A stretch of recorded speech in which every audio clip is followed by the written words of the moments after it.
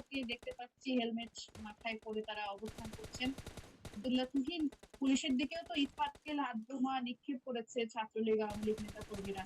তারা তো শুধুমাত্র রাবার বুলেট ছুড়েই আসলে পরিস্থিতি নিয়ন্ত্রণের চেষ্টা করছে, কিন্তু সেটি সম্ভব হয়নি। আমরা এখান থেকে দেখতে পাচ্ছি যে হামলাকারীদের যে সংখ্যা, সেটি আসলে অনেক।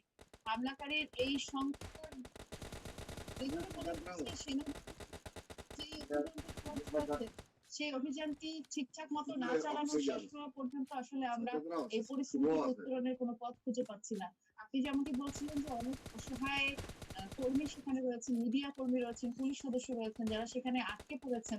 তাদেরকে উদ্ধারে কি কোনো ধরনের তৎপরতা দেখতে পাচ্ছেন? কারণ হামলাকারীরা হামলা আসলে কখন শেষ হবে, কিংবা এই সংঘর্ষ কখন নাগাদ শেষ হবে, এই পরিস্থিতি কখন নিয়ন্ত্রণে আনা হবে, সেটি তো বলা যাচ্ছে না। তবে সেখানে যে সকল মানুষ, সাধারণ মানুষ আটকা পড়েছেন,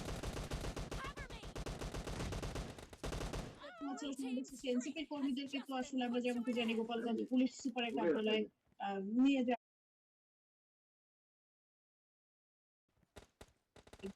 হয়। নাহিদ ইসলাম, সার্জিস,